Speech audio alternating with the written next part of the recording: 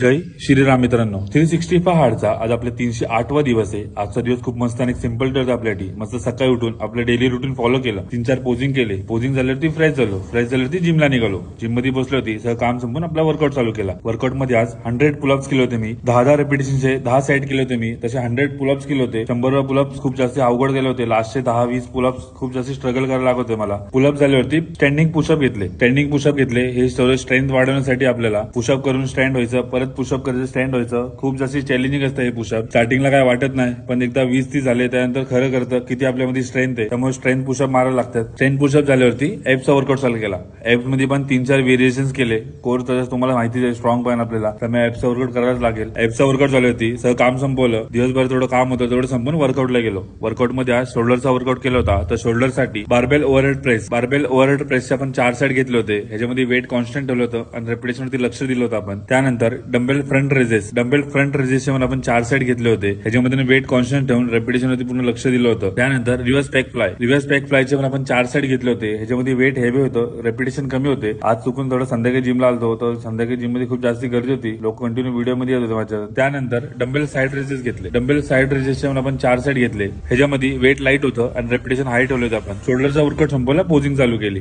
Posing करताना बघा shoulder खूप भारी दिसत होते. आज खूप यूज दिसत होते शोल्डरची पोजिंग करायला खरंच खूप मजा येते, कारण की बॉडी मध्ये सगळ्यात भारी पार्ट आहे शोल्डर. खूप भारी दिसतो शोल्डरची पोजिंग करताना. शोल्डर एकदा पंप झालं, खूप छान दिसतो. 2-3 मॅन फिक्सचे पोजिंग केले, मस्क्युलर पोज करून आपला वर्कआउट पण संपवला आणि आपला एक सिंपल डे एंड केला. जय श्रीराम.